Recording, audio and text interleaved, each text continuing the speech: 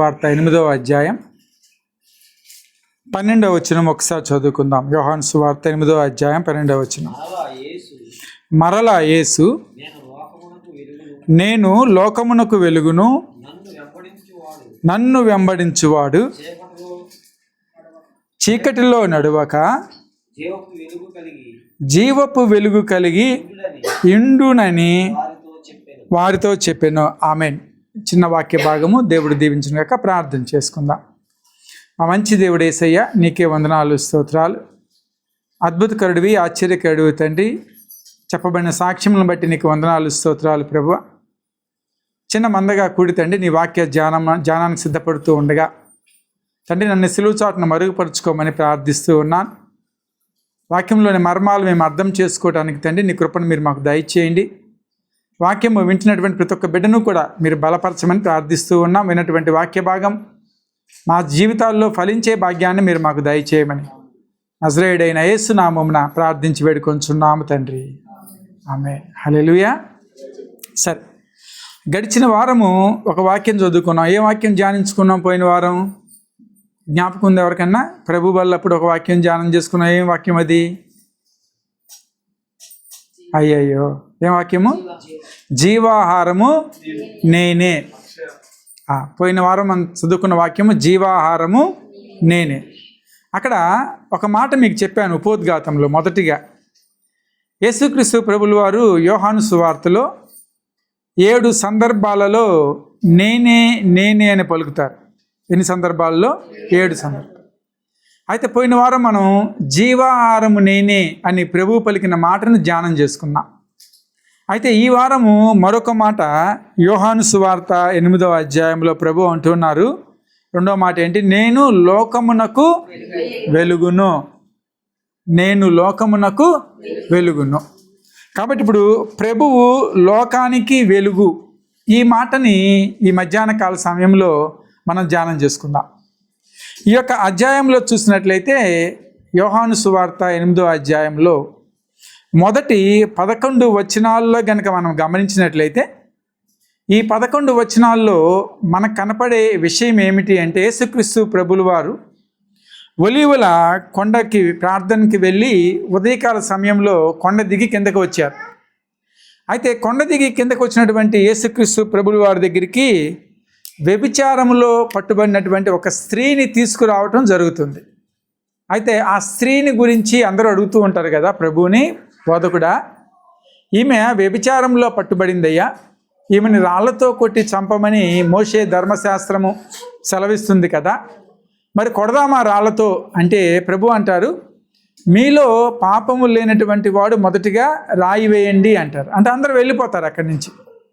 వెళ్ళిపోయిన తర్వాత 12వ వచనం నుండి మనం గమనించినట్లయితే యోహాను సువార్త 8వ అధ్యాయం 12వ వచనంలో ప్రభు మొట్టమొదటిగా పలుకుతున్నటువంటి మాట ఏంటంటే నేను లోకమునకు వెలుగును.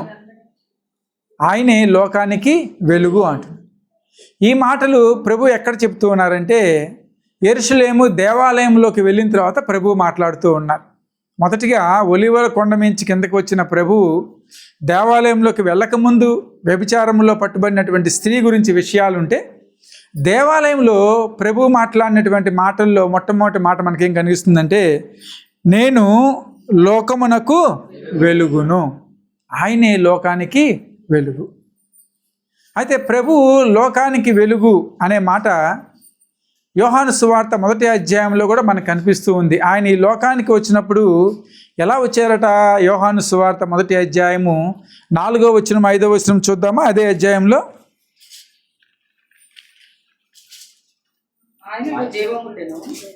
ఆయనలో జీవముండెను, ఆ జీవము మనుషులకు వెలుగై ఉండెను, ఆ వెలుగు చీకటిలో ప్రకాశించుచున్నది కానీ చీకటి దానిని గ్రహింపకుండెను. ప్రభువుల వారు ఎలా వచ్చారట ఈ లోకానికి? వెలుగై వచ్చారు. ఎలా వచ్చారు? వెలుగై వచ్చారు. కాబట్టి ప్రభు అంటున్నారు నేను లోకమునకు వెలుగును. అయితే ఈ లోకమునకు వెలుగుగా ఉన్నటువంటి ప్రభువుల వారి గురించి 4 విషయాలు మనం నేర్చుకోవటానికి, మన జీవితంలో అన్వయించుకోవటానికి ప్రయత్నం చేద్దాం. ఆయన వెలుగై ఉన్నారు. ఆ వెలుగు మన జీవితాల్లో ఉంటే మనకు మంచిది. అయితే ఈ వెలుగు ఏం చేస్తుంది మన జీవితాల్లో అంటే 4 విషయాలు నేను చెప్పి ముందుకు వెళ్తాను. మొట్టమొదటిగా వెలుగు మన జీవితంలో చేసేటటువంటి పని ఏమిటంటే, వెలుగు మనకు కనబడినటువంటి వాటిని బయలుపరుస్తుంది. వెలుగు మర్మముగా ఉన్నటువంటి వాటిని బయలుపరుస్తుంది. ఉదాహరణకి ఇల్లంతా చీకటిగా ఉందనుకోండి, ఆ చీకటిలో మనకి ఏ వస్తువు ఎక్కడుందో కనపడదు. మనకి వస్తువులు కనపడాలి అంటే ఏముండాలి? అక్కడ వెలుగు ఉండాలి. వెలుగు లేకపోతే మనం ఎటు నడవలేం. వెలుగు లేకపోతే మనకేమీ కనపడదు కూడా. ఇక్కడ వెలుగు 2 విషయాల్లో మనం ధ్యానం చేసుకోవాలి. ఒకటి భౌతికమైనటువంటి వెలుగు. ఎలా అయితే మనకి వెలుగు లేకపోతే ఏమీ కనపడదు, అది భౌతికమైన వెలుగు. రెండో వెలుగు ఏంటంటే ఆత్మీయమైనటువంటి వెలుగు. అంటే ఆత్మకి కూడా ఏం కావాలి? వెలుగు కావాలి, వెలుతురు కావాలి. ఆ వెలుతురు ఆత్మలో ఉన్నప్పుడే మనము మర్మాలని గ్రహించగలం. ప్రభు చెప్పినటువంటి మాటలు చాలా సందర్భాల్లో మనకు అర్థం కావు. ప్రభు మాట్లాడినటువంటి మాటలు ఎందుకు మాట్లాడారు అనే విషయాలు మనకు తెలియకపోవచ్చు.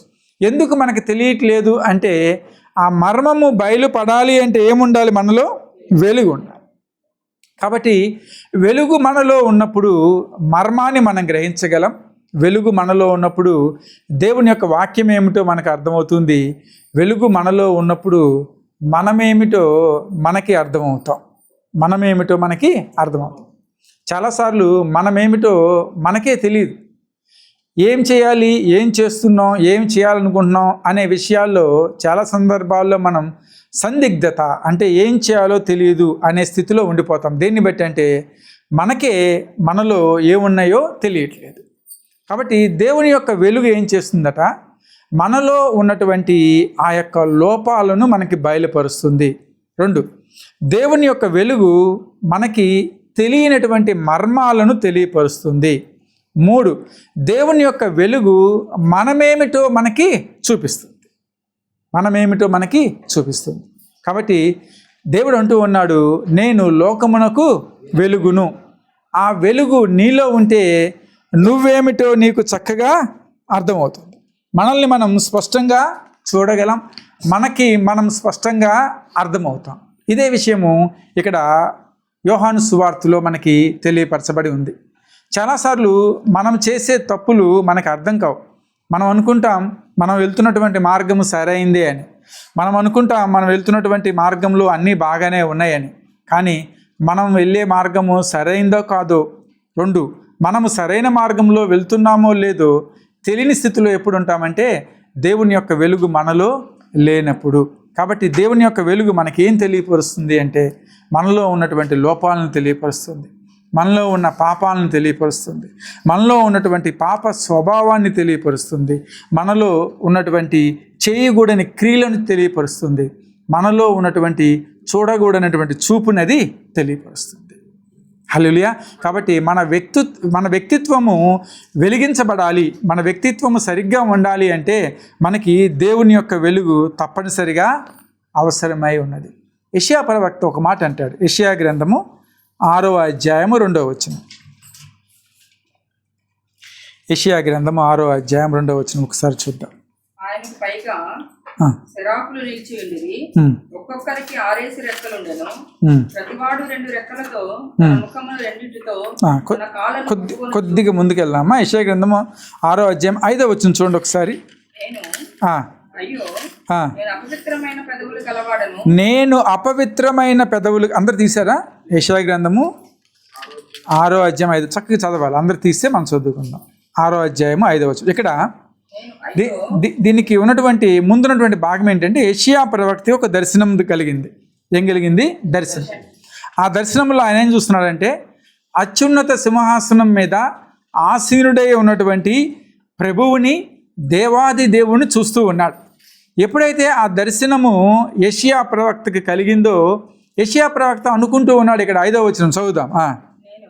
అప్పుడు నేను అయ్యో కలవాడు నేను అపవిత్రమైన పెదవులు కలవాడను. అప్పుడు దాకా యెషయాకు తెలియలేదా? అప్పుడు దాకా యెషయాకు తెలియదా అంటే ఇక్కడ ఎప్పుడైతే దేవుని యొక్క దర్శనాన్ని చూశాడో, దేవుని యొక్క వెలుగులో ఆయన ఉన్నాడో, అప్పుడు ఏమర్థమైంది యెషయాకి? తనలో ఉన్నటువంటి లోపము అర్థమైంది. యెషయా అంటున్నాడు, అయ్యో నేను అపవిత్రమైన పెదవులు కలవాడను, అపవిత్రమైన పెదవులు గల అపవిత్రమైన పెదవులు కల జనుల మధ్య నివసించువాడను, జనుల మధ్య నివసించువాడను, నేను నశించి తిని రాజును సైన్యములకు అధిపతియునగు యెహోవాను నేను కన్నులారా చూచితిని అనుకొంటిని. హల్లెలూయా. కాబట్టి దేవుని యొక్క దర్శనం యెషయాకి కలిగింది కాబట్టి యెషయాకి తనలో ఉన్న లోపం ఏంటో తనకు తెలిసింది. మనలో చాలా లోపాలు ఉంటాయి, మనలో చాలా కనపడినటువంటి పాప స్వభావాలు ఉంటాయి. ఇవి మనకి తెలియాలి అంటే మనలో ఏముండాలి? దేవుని యొక్క వెలుగు ఉండాలి. ఆ దేవుని వెలుగు మనలో ఉన్నటువంటి పాప స్వభావాన్ని మనకే ఎత్తి చూపిస్తుంది. అది అప్పుడు ఏం అవకాశం కలుగుతుంది అంటే మనల్ని మనం సరిచేసుకోవడానికి అవకాశం కలుగుతుంది. కాబట్టి మొదటిగా దేవుని యొక్క వెలుగు మనలో ఉన్నటువంటి ప్రతి లోపాన్ని ఎత్తి మనకి చూపిస్తుంది, తెలియని మర్మాన్ని మనకి తెలియపరుస్తుంది. ఇది మొదటిగా. రెండవది, దేవుని యొక్క వెలుగు మనము వెళ్ళవలసినటువంటి మార్గాలని మనకి చూపిస్తుంది. ఏం చేస్తుంది దేవుని యొక్క వెలుగు? మనం వెళ్ళవలసినటువంటి మార్గాలని మనకి చూపిస్తుంది. ఏ మార్గంలో నువ్వు వెళ్ళాలో నీకు తెలియపరుస్తూ ఉంది. ఎందుకంటే చీకటిలో ఉన్నప్పుడు మనం ఎటు వెళ్ళాలో మనకి తెలియదు. ఏం కావాలి? మనకి మార్గం కనపడాలి అంటే వెలుతురు కావాలి. చీకటిలో హెడ్లైట్స్ లేకుండా మనం ఏది కూడా డ్రైవ్ చేయలేము, ఎందుకంటే రోడ్ ఎట్లా ఉందో మనకి తెలియదు. ఆ వెలుతురు ఉన్నప్పుడే మన యొక్క ప్రయాణం సాఫీగా సాగుతుంది. పిల్లారా, ఆత్మీయ జీవితంలో కూడా విశ్వాసి యొక్క ప్రయాణం, ఆత్మీయ ప్రయాణం సాఫీగా సాగాలి అంటే మనకేం కావాలి? వెలుగు కావాలి. వెలుగు తప్పనిసరిగా కావాలి. ఆ వెలుగు లేకపోతే మన ఆత్మీయ ప్రయాణంలో మనం ఎటువైపు వెళ్తున్నామో మనకి ఇంకా అర్థము కాదు. అది అర్థమవ్వాలి అంటే ఆ వెలుగులో మనము నడిచినప్పుడు మాత్రమే మనకది అర్థమవుతుంది. కాబట్టి దావీదు 119వ కీర్తన 105వ చరణంలో అంటాడు కదా, మనకు బాగా తెలిసినటువంటి వాక్యమే, నీ వాక్యము నా పాదములకు దీపము, నా త్రోవకు వెలుగై ఉన్నది. దేవుని యొక్క మాటలట ఎలా ఉన్నాయంటే నా పాదాలకు దీపముగా ఉన్నాయి, నా త్రోవకు అంటే నేను వెళ్ళే మార్గానికి ఎలా ఉన్నాయి దేవుని యొక్క మాటలు అంటే వెలుగై ఉన్నాయి. కాబట్టి దావీదు చక్కగా ప్రయాణం చేయగలిగాడు. మనం చదువుకున్నటువంటి కీర్తనలో కూడా ఒక చక్కని మాట ఉంది. ఒకసారి చూడండి, 56వ కీర్తన లాస్ట్ బట్ 1 అంటే 11వ చరణమా 12 చదువు అన్న ఒకసారి. దేవా నీవు మరణంలో నుండి నా ప్రాణంను తప్పించి ఉన్నావు, నేను జీవపు వెలుగులో దేవుని సన్నిధిని సంచరించున్నట్లు నీవు నా పాదములను తప్పించినావు. ఏ వెలుగులో ఉన్నాడట దావీదప్పుడు? జీవపు వెలుగులో ఉన్నాడు. కాబట్టి దావీదు కాలు జారిపోలా. దావీదు మనకు ఎక్స్ప్లెయిన్ చేసిన విధంగా నోబు ప్రాంతము నుండి ఆకీషు రాజు దగ్గరికి వచ్చాడు. అక్కడ పిచ్చివాళ్ళలాగా నటించాడు. దావీదుకి ఎట్లా వచ్చింది ఐడియా? దావీదుకి ఎట్లా కలిగింది ఐడియా? దేవుడు ఇచ్చింది. అప్పటికప్పుడు దేవుడు ఏం చేశాడు? నువ్వు ఎట్లా నడవాలి అని చెప్పాడు. దాన్నే అంటున్నాడు ఈ 12వ వచనంలో, నీ నిత్యమైన జీవపు వెలుగులో నా మార్గాలను నువ్వు నిర్దేశించావు, నా మార్గాలను నువ్వు స్థిరపరిచావు, నేను ఎటు వెళ్ళాలి, ఏం చేయాలి, ఏ నిర్ణయం తీసుకోవాలో చెప్తూ ఉన్నావు. కాబట్టి దేవుని యొక్క వెలుగు ఉంటేనే మనము సరైన మార్గంలో నడుస్తాం. మనం ఎటు వెళ్తున్నామో మనకు అర్థమవుతుంది, మన మార్గము నిర్దేశింపబడుతుంది. కాబట్టి మనకేం కావాలి అంటే దేవుని యొక్క వెలుగు తప్పనిసరిగా కావాలి. ఇశ్రాయేలు ప్రజలందరూ కూడా అరణ్యంలో నడుస్తూ ఉన్నప్పుడు ఐగుప్తు దేశం నుండి ప్రారంభమయ్యారు. ప్రారంభం అవగానే మనకు వాక్యం అంటుంది, దేవుడట పగటివేళ మేఘస్తంభముగాను రాత్రివేళ ఉండి ఎవరు నడిపించాడు? ఎందుకు నడిపించాడు? అగ్నిస్తంభంగా ఉండంటే రాత్రి అయితే ఎడారి ప్రాంతంలో ఆ ఎడారిలో చలి ఎక్కువగా ఉంటుంది, రెండోది, రాత్రి అయితే ఎటు వెళ్ళాలో ఎటు ప్రయాణం చేయాలో వాళ్ళకి తెలియదు. మూడోది, ఆ వెలుగు, ఆ వెలుతురు, ఆ వేడి వారిని బ్రతికించింది. కాబట్టి రాత్రి వేళ ఎలా వెళ్ళాడు దేవుడు వాళ్ళకి తోడుగా? అగ్ని స్తంభంగా వెళ్ళాడు. ఆ అగ్ని స్తంభపు వెలుగులోనే ఇశ్రాయేలీయుల ప్రయాణం కొనసాగింది. ఆ అగ్ని స్తంభపు వెలుగులోనే వారు కానాను దేశానికి చేరారు. కాబట్టి మన మార్గము, ఆత్మీయ మార్గం మనకు కనపడాలి అంటే దేవుని యొక్క వెలుగు మనకి తప్పనిసరిగా అవసరం. ఆత్మీయంగా వెలుగు లేనప్పుడు ఎక్కడికి వెళ్తున్నామో, ఏం చదువుకుంటున్నామో, ఏం చేస్తున్నామో, ఎటు ప్రయాణం చేస్తున్నామో మనకు తెలియదు. సంవత్సరాల తరబడి మన సంఘాలకి వెళ్ళినా, సంవత్సరాల తరబడి మనం వాక్యం విన్నా, సంవత్సరాల తరబడి ప్రార్థన చేసినా మన లక్ష్యాన్ని మనం చేరుకోలేము. ఎందుకంటే నిర్దేశము మనకి తెలియపరచబడాలి. అది తెలియపరచబడాలంటే వెలుగు కావాలి. యెషయా గ్రంథంలోని చక్కని మాట ఉంది. యేసుక్రీస్తు ప్రభుల వారి గురించి యెషయా ప్రవక్త 9వ అధ్యాయము 2వ వచనం చూసిన, మత్తయి సువార్త 4:16 చూసుకున్నా, లూకా సువార్త 1వ అధ్యాయము 79వ వచనం చూసినా, ఈ అన్ని చోట్ల ఒకే వచనం మనకు కనిపిస్తుంది. యెషయా గ్రంథంలో ఆ మాటను చదువుకుందాం ఒకసారి. 9వ అధ్యాయము 2వ వచనం. చీకటిలో నడుచు జనులు గొప్ప వెలుగును చూచుచున్నారు. మరణ ఛాయ గల దేశ నివాసుల మీద గొప్ప వెలుగు ప్రకాశించు. ఈ మాటలు ఎప్పుడు చదువుకుంటాం మనం? జ్ఞాపకం ఉంది ఎప్పుడన్నా మీకు? యెషయా గ్రంథము 9వ అధ్యాయం ఎప్పుడు చదువుతాం మనం? ఎవరో చెప్పారు? ఎప్పుడు చదువుతాం మనం? క్రిస్మస్ టైంలో చదువుతాం. ఎప్పుడు చదువుతాం? 9వ అధ్యాయం క్రిస్మస్ టైంలో చదువుతాం. ఎందుకు? ఈ మాట, 9వ మాట, వెలుగు ప్రకాశించిన ఆ ప్రాంతంలో. ఇంకా దానికన్నా ముందుకు వస్తే దేవుడు ఎలా ఈ లోకానికి వచ్చాడు అనే ఆయన యొక్క నామాలు అన్నీ కూడా 9వ అధ్యాయంలో మనకు కనపడుతూ ఉంటాయి. కాబట్టి క్రిస్మస్ సందర్భంలో ఎక్కువ చదువుతాం. మీకు మత్తయి సువార్త 4వ అధ్యాయము 16వ వచనం కూడా క్రిస్మస్ సమయంలో చదువుతాం. లూకా సువార్త 1వ అధ్యాయము 79వ వచనం కూడా ఎప్పుడు చదువుతాం మనం? ఎక్కువగా క్రిస్మస్ సమయంలో చదువుతాం. ఎందుకంటే యేసుక్రీస్తు ప్రభు ఈ లోకానికి ఎలా వచ్చారంటే వెలుగై వచ్చారు. ఎవరికి వెలుగై వచ్చాడు? చీకటిలో ఉన్నటువంటి వారికి, మరణ ఛాయల్లో ఉన్నటువంటి వారికి, గాఢాంధకారములో ఉన్నటువంటి వారికి ప్రభు ఏ విధంగా ఉదయించాడు వాళ్ళ మీద అంటే వెలుగుగా ఆయన ఉదయించాడు. ఆ వెలుగు ఉంది కాబట్టే వారికి సంతోషము కలిగింది. ఆ వెలుగు వచ్చింది కాబట్టే వారి జీవితాల్లో ఆనందం కలిగింది. క్రిస్మస్ సమయంలో ఎందుకు మనం అంత ఉత్సాహంగా సంబరాలు చేసుకుంటామంటే వెలుగు వచ్చిందని. ఏ వెలుగు వచ్చింది?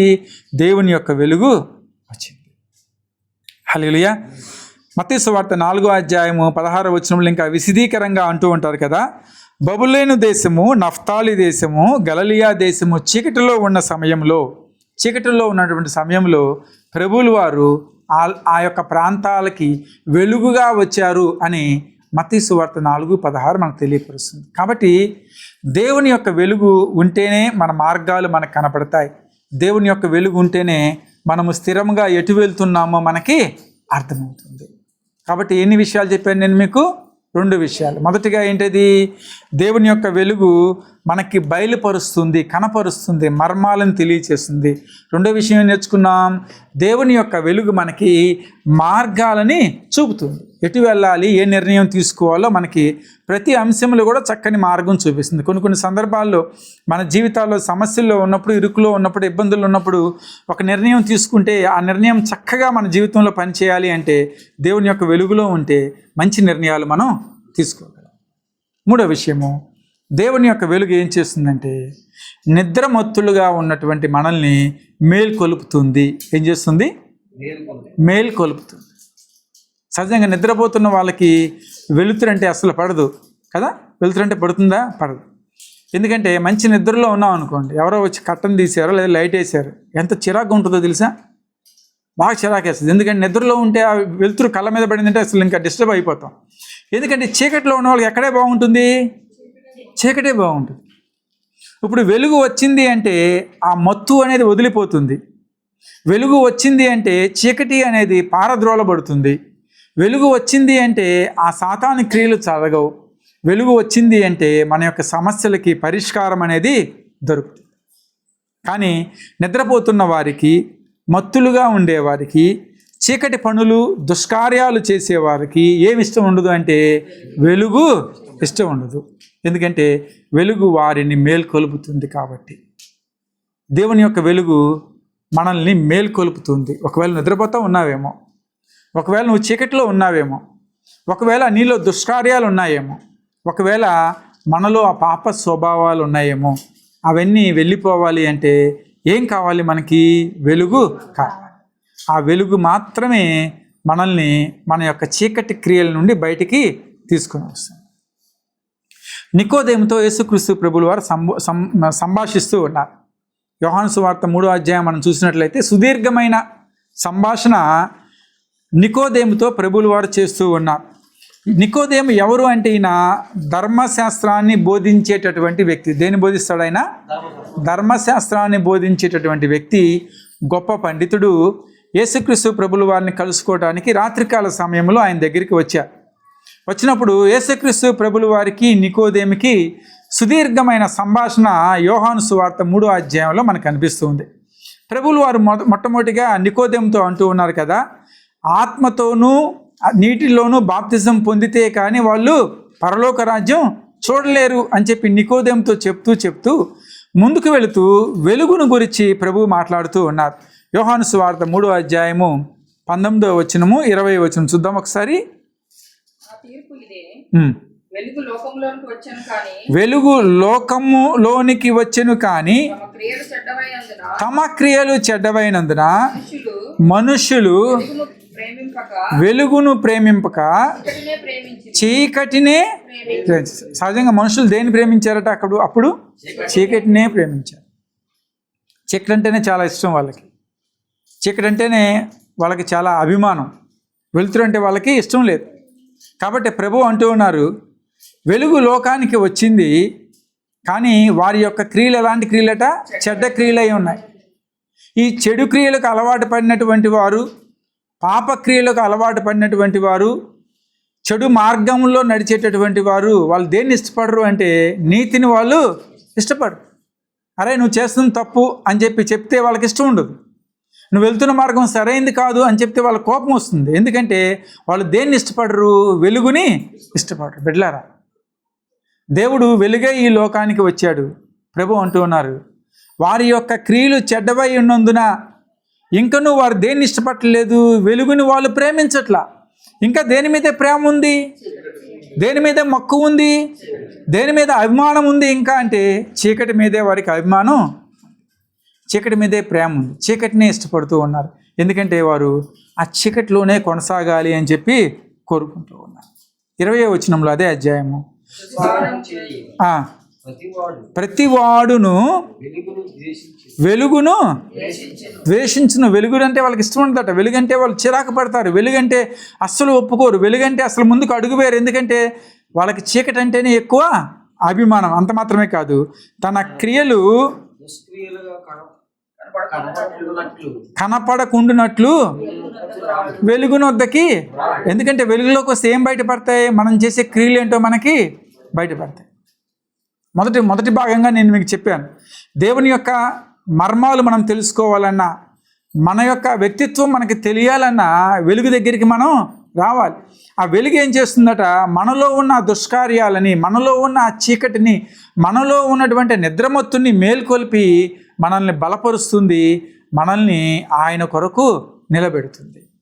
కాబట్టి వెలుగు మనలో ఉన్నటువంటి నిద్రమత్తుని తీసివేస్తుంది. 1 పేతురు పత్రికలో పేతురు గారు అంటూ ఉంటారు కదా, 1 పేతురు పత్రిక 2వ అధ్యాయం 9వ వచనంలో, దేవుడు మిమ్మల్ని పిలుస్తున్నాడయ్యా అంటే ఎక్కడి నుండి పిలుస్తున్నాడు? దేవుడు మమ్మల్ని చీకటిలో నుండి పిలుస్తున్నాడు. ఎక్కడికి పిలుస్తున్నాడు అంటే ఆశ్చర్యకరమైన తన వెలుగులోనికి అంట. అద్భుతంగా ఉంటుంది ఆ మాట. 1 పేతురు పత్రిక 2వ అధ్యాయం 9వ వచనం. అయితే మీరు చీకటిలో నుండి ఆశ్చర్యకరమైన తన వెలుగులోనికి మిమ్మల్ని పిలిచిన వారి గుణాతిశయములను. దేవుడు పిలిచాడట. ఎవరిని పిలిచాడు? చీకటిలో ఉన్నటువంటి వారిని ఎక్కడికి పిలిచాడు? మామూలు వెలుగు కాదు, అది ఏంటట? ఆశ్చర్యకరమైన తన వెలుగులోనికి. ఎవరు పిలిచారంటే దేవుడు పిలుచుకున్నాడు. ఎందుకు పిలిచాడు దేవుడు అంటే, వెలుగులో ఉంటేనే నీలో ఉన్న చీకటి క్రియలు నీకు తెలుస్తాయి. ఆ నిద్రమత్తులోంచి నువ్వు బయటికి రాగలవు.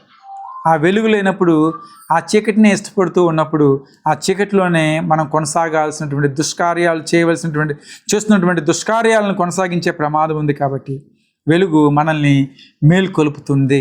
వెలుగు మనకి నిద్ర నుంచి బయటికి తీసుకొస్తుంది. 4వ విషయము, వెలుగు చీకటిని పారద్రోలుతుంది. ఏం చేస్తుందంటే వెలుగు చీకటిని పారద్రోలుతుంది. ఈ చీకటి అంటే ఏంటండి అంటే చీకటి దేనికి సాదృశ్యంగా ఉంటుందంటే సాతానుకి సాదృశ్యంగా ఉంటుంది. దేవునికి అయిష్టమైన క్రియలు చేయటానికి సాదృశ్యంగా ఉంటుంది. దేవుడు ఇష్టపడినటువంటి మార్గాల్లో నడవటానికి చీకటి సాదృశ్యంగా ఉంటుంది. కాబట్టి వెలుగు వచ్చినప్పుడు మనలో ఎవరికి స్థానం ఉండదంటే సాతానుకి స్థానం. వెలుగు లేనంతసేపు కూడా మనలో ఎవరు ఉండటానికి ఇష్టపడతాడు? సాతానుడు ఉండటానికి ఇష్టపడతాడు. కాబట్టి మనము ఆ వెలుతురులో ఉన్నప్పుడు ఆ సాతాను యొక్క క్రియలు మనలోంచి వెళ్ళిపోతాయి. కాబట్టి ఆ చీకటిని పారద్రోలాలి అంటే ఏం కావాలి? మనకి వెలుతురు కావాలి. యోహాను రాసిన మొదటి పత్రిక 1వ అధ్యాయము 2 వచనాలు మనం చదువుకుందాం. యోహాను రాసిన మొదటి పత్రిక 1వ అధ్యాయము 5 నుంచి 7 వచనాలు చదువుదాం. 2 వచనాలు. మీకు ప్రకటించు వర్తమానమేమనగా దేవుడు ఏమై ఉన్నాడట? వెలుగై ఉన్నాడు. ఆయన యందు చీకటి ఎంత మాత్రమును లేదు. చెప్పుకొని చీకటిలో నడిచిన ఎడల మనము అబద్ధమాడుచు జరిపింపకుందుము. అయితే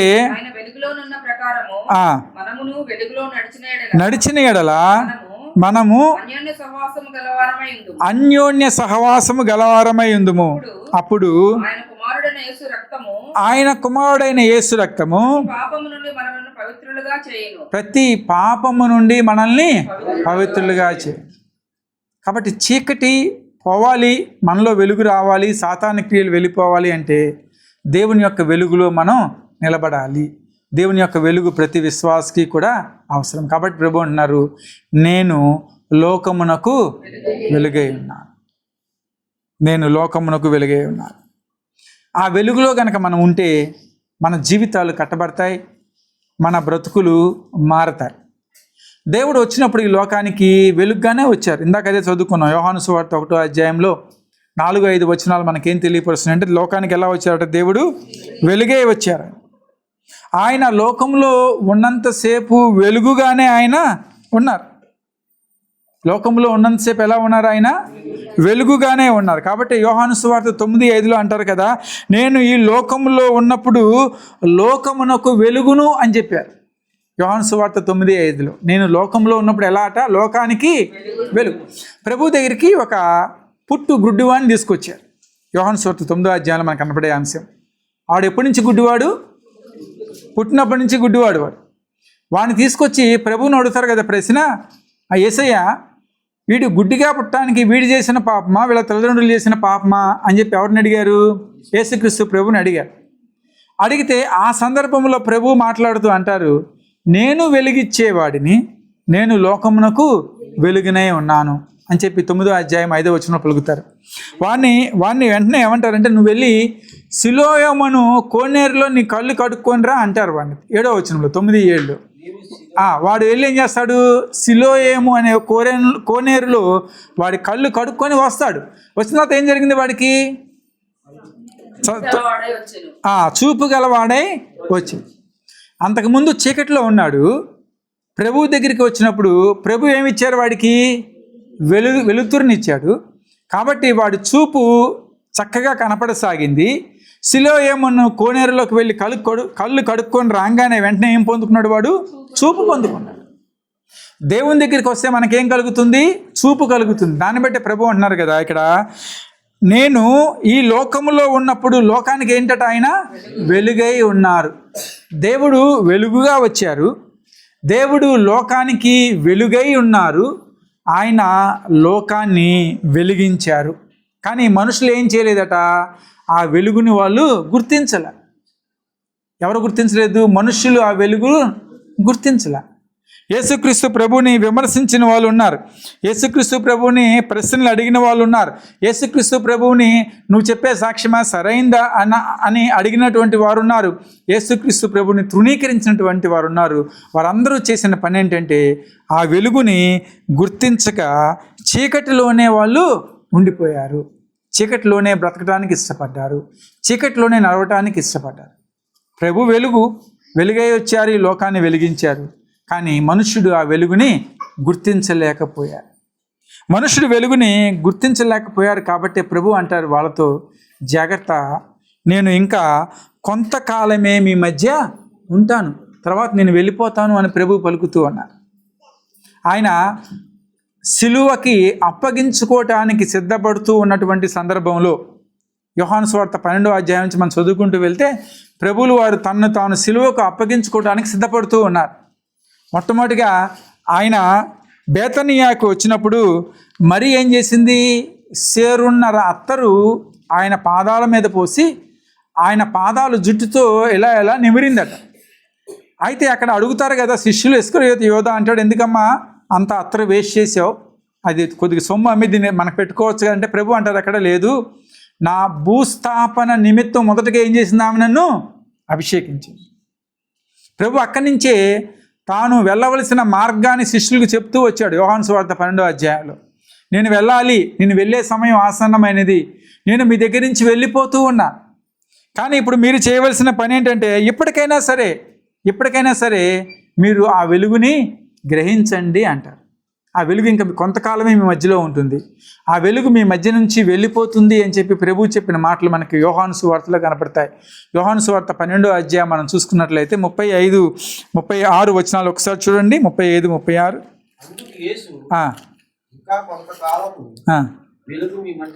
వెలుగు మీ మధ్య ఉండును, చీకటి మిమ్మల్ని కమ్ముకొనకుండునట్లు మీకు వెలుగు ఉండగానే నడువుడి.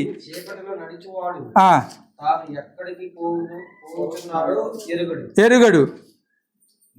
మీరు వెలుగు సంబంధులగునట్లు వెలుగుండగానే వెలుగునందు విశ్వాసం ఉంచుడని వారితో చెప్పాను. జాగ్రత్తగా జ్ఞాపకం పెట్టుకోవాలి. ఇక్కడ ప్రభువులు వారు ఆయన సిలువకు అప్పగించుకోబోయే ముందు గొప్ప మర్మాన్ని ఆయన తెలియపరుస్తూ ఉన్నారు. శిష్యులతో ఆయన మాట్లాడుతూ ఉన్నారు. వాళ్ళతో అంటూ ఉన్నారు కదా, అక్కడ కొంతమంది వచ్చారు, అడుగుతూ ఉన్నారు ప్రభువులు వారిని. ఏమని అడుగుతున్నారంటే, అయ్యా, మనుష్య కుమారుడు పైకెత్తబడతాడని చెప్తూ ఉన్నావు, క్రీస్తు ఎల్లప్పుడూ మాతో ఉంటాడని ధర్మశాస్త్రం చెప్తుంది కదా, మరి నువ్వేంటి ఈ మాట చెప్తున్నావు అంటే, ఆ సందర్భంలో ప్రభు అంటారు కదా వాళ్ళతో, మీరు ఇంకా యేసుని ఎరగకుండా ఉన్నారు, ఆయన కొంతకాలం మాత్రమే మీ మధ్యలో ఉంటారు, అంటే వెలుగు కొంతకాలం మాత్రమే మీ మధ్యలో ఉంటుంది, తర్వాత ఏమవుతారు, ఆయన ఎత్తబడతారు. అప్పుడేముండదు, మీకు వెలుగు అనేది ఉండదు. వెలుగు మీ మధ్యలో ఉన్నప్పుడే మీరు వెలుగుని అంగీకరించండి, వెలుగుని ప్రేమించండి, వెలుగులో నడవండి, వెలుగు సంబంధులుగా ఉండండి అని చెప్తూ ఉన్నాడు యేసుక్రీస్తు ప్రభువు వారు. ఎందుకనట అంటే కారణం, కొంతకాలం తర్వాత ఆ వెలుగు ఇంకా మీ మధ్యలో ఉండదు. మరి ప్రభువుల వారు ఇప్పుడు మన మధ్యలో ఉన్నారా? యేసుక్రీస్తు ప్రభు ఎక్కడున్నారు? ఇప్పుడు ఎక్కడున్నారు యేసుక్రీస్తు ప్రభువుల వారు? తండ్రి కుడి పార్శ్వమందు కూర్చుండి విజ్ఞాపన చేస్తూ ఉన్నారు. ఇప్పుడు మనతో ఎవరున్నారు? ఇప్పుడు పరిశుద్ధాత్మ దేవుడు ఉన్నారు. ఆదరణకర్త మనతో ఉన్నాడు. ఆదరణకర్త మనల్ని నడిపిస్తూ ఉంది. ఆత్మదేవుడికి మనం ఆలయమే ఉన్నాం. ఆత్మదేవుడు మనల్ని నడిపిస్తూ ఉన్నాడు. ఆత్మదేవుడు మనల్ని బలపరుస్తూ ఉన్నాడు. ప్రభువులు వారు వెలుగై వచ్చారు, వెలుగుగా ఈ లోకంలో ఉన్నారు, కానీ మనుషులు దాన్ని గుర్తించలేదు. ప్రభు అంటూ ఉన్నారు, ఈ వెలుగు ఇంకా కొంతకాలం ఈ మధ్యలో ఉంటుంది, తర్వాత కొనిపోబడుతుంది అని చెప్పి ప్రభు అంటూ ఉన్నారు. తర్వాత వచనాల్లోకి మనం చూసుకుంటూ వెళ్తే అపోస్తుల కార్యాల్లో జరిగిన అద్భుతమైన సంఘటన, పెంతెకొస్తు దినం నాడు మేడగదిలో ప్రార్థన చేస్తున్న వారి మీదకి ఏం దిగి వచ్చింది? అగ్ని దిగి వచ్చింది. పరిశుద్ధాత్మ దేవుడు వచ్చాడు. కొంతమంది మీద ఎక్కువ, కొంతమంది మీద తక్కువ వాలాడా? లేదు, అందరి మీద సమానంగా వాలాడు. ఎంతమంది ఉన్నారు లోపల? 120 మంది ఉన్నారు. 120 మంది ప్రార్థన చేస్తూ ఉంటే అందరి మీదకి పరిశుద్ధాత్మ దేవుడు వచ్చాడు, వెలుగు వచ్చింది. అప్పటి నుంచి వీళ్ళేమవ్వాలి అంటే వీళ్ళు వెలిగింపబడాలి ఇంకా. ఎందుకంటే ఎవరున్నారు ఇప్పుడు మనుషుల హృదయాల్లో? పరిశుద్ధాత్మ దేవుడు ఉన్నారు.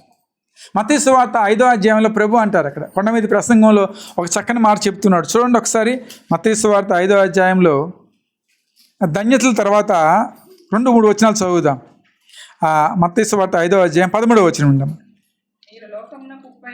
మీరు లోకమునకు ఉప్పై ఉన్నారు. దేని వలన సారం పొందును?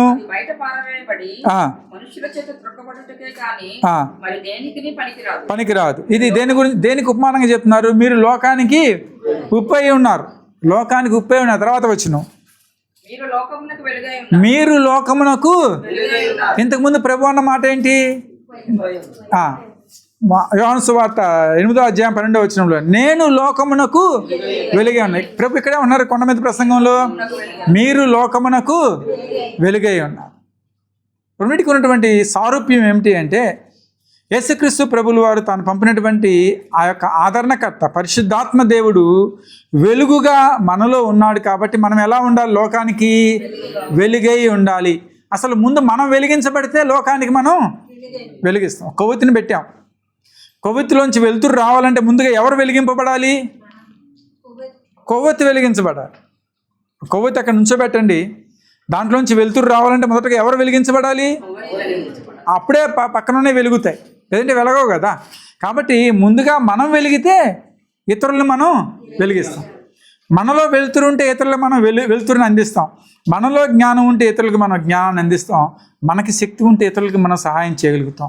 నువ్వు నిస్సారం అయిపోతే, నీలో వెలుతురు లేకపోతే, నీలో సారం లేకపోతే నువ్వు లోకాన్ని వెలిగించలేవు. లోకానికి నువ్వు వెలుగుగా ఉండవు. కంటిన్యూషన్. మీరు లోకమునకు వెలుగై ఉన్నారు. కొండ మీద నుండి పట్టణము మరుగై ఉండనేరదు. తర్వాత వచ్చినమ్మా, మనుషులు దీపం వెలిగించి పెట్టరు, కానీ వెలిగించుటకై దీపస్తంభం మీదనే పెట్టుదురు. ప్రభు అంటూ ఉన్నారు, మీరు లోకానికి వెలుగై ఉన్నారు. మీరు వెలుగై ఉన్నారు. మీరు వెలుగై ఉన్నారు. మొదటగా మీరు వెలిగించబడాలి. ఒక్కసారి మీరు వెలిగించబడిన తర్వాత ఆ వెలుతురుని, ఆ క్యాండిల్ని మనం ఎక్కడ పెడతామంటే దీపస్తంభం మీద పెడతాం. ఎందుకంటే ఆ గృహంలో ఉన్న వారందరికీ కూడా వెలుతురు రావాలి. మనము క్రైస్తవులుగా ఉన్నాం, మనం విశ్వాసులుగా ఉన్నాం. మనం ఇతరుల ముందు విశ్వాసులుగా నిలబడాలి అంటే మనం వెలిగించబడాలి, మనం సాక్షులుగా ఉండాలి. ఎప్పుడైతే మన సత్క్రియలు మన క్రియలు సత్క్రియలుగా ఉంటాయో, మన మాటలు దేవుని యొక్క మాటలుగా ఉంటాయో, మనం చేసే పనులు దేవుని యొక్క పనులుగా ఉంటాయో, ఆటోమేటిక్గా నీ వెలుగులోంచి ఇతరులు కూడా వెలిగించబడతారు. కాబట్టి కొండ మీద ప్రసంగంలో ప్రభు అంటున్నారు, మీరు లోకానికి వెలుగై ఉన్నారు.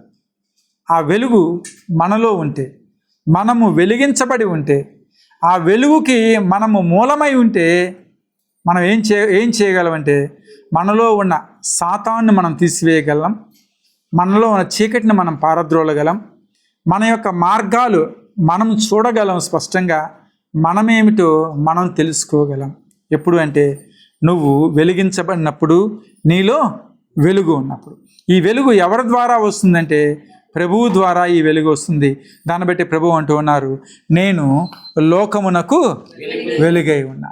కాబట్టి ఎవరైతే ప్రభువును వెంబడిస్తూ ఉంటారో, ఎవరైతే ప్రభువును అనుసరిస్తూ ఉంటారో వారు ఇంకొకసారి చీకటిలో నడవక జీవపు వెలుగు కలిగి ఉంటారు. కాబట్టి మనలో జీవపు వెలుగు ఉందా? మనం వెలిగించబడి ఉన్నామా? దేవుని యొక్క మాటలు మనం అనుసరిస్తూ ఉన్నామా? ఆయన మాటలు మనల్ని ప్రభావితం చేసేయా? నువ్వు వెలిగించబడినప్పుడు ఆ వెలుగులో ఇతరులు కూడా నడవటానికి అవకాశం ఉంటుంది. వారు కూడా వెలిగించబడతారు. హల్లెలూయా. కొద్ది మాటలు దేవుడు దీవించును గాక. ప్రార్థన చేసుకుందాం. మనం ప్రార్థన చేసుకుని తర్వాత కార్యక్రమం